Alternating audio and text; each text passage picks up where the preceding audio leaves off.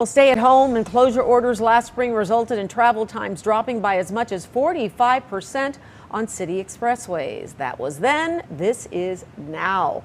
More people will be heading to the office very soon, and combine that with some major road work projects in Chicago, and this could mean some major traffic headaches. We are joined by Professor P.S. Sriraj, the director of the University of Illinois at Chicago's Urban Transportation Center.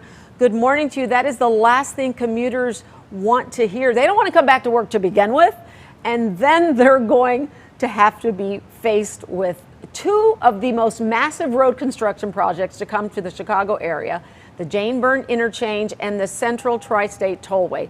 What can they expect? Well, they can expect more of the same, Sylvia. The same being the normals before the pandemic hit, 2019 and before, because the Jane Byrne interchange has been going on since 2013.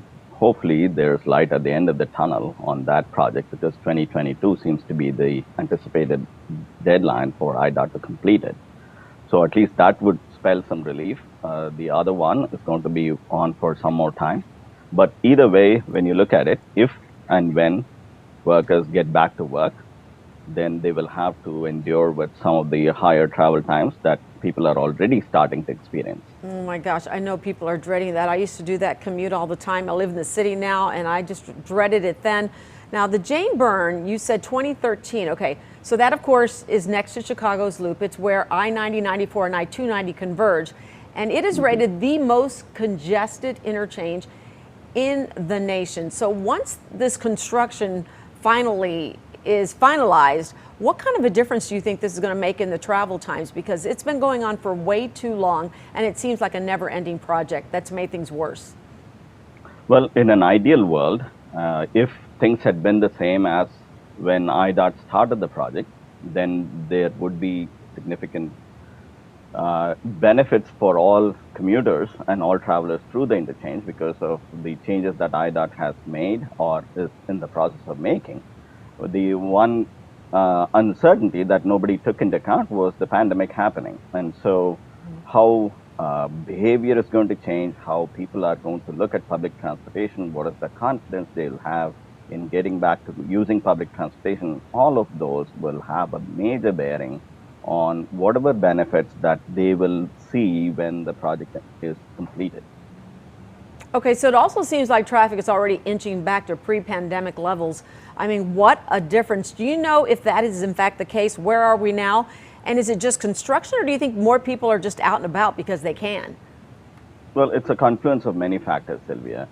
One is that as far as the numbers that I've seen, the numbers are still below the pandemic levels, below at least pre-pandemic levels as far as the congestion on through the interchange is concerned. Especially maybe during the morning peak, it's not as severe. The evening peak is inching up towards pre-pandemic levels, but it's not there yet. But at the same time, it's also a result of more people abandoning public transportation as we speak. The agencies have not recovered from the impact of the pandemic through last year and into this year. Metro has still not recovered the bulk of their ridership. CTA has still lost about 40% of their ridership. And so all of those are translating into more trips that are being had through the interchange, if I'm not mistaken. And that could be a result of why you're seeing these elevated travel times, although they are still below the pre-pandemic levels at this point in time.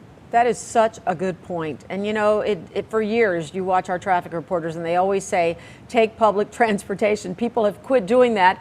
Metro's been affected, everything's been affected, the buses, as you said. So maybe that's the best piece of advice, right? Be patient and remember there is public transportation out there. P.S. Sriraj, the director of the University of Illinois Chicago's Urban Transportation Center. Thank you so much for joining me this morning. Thank you, Sylvia.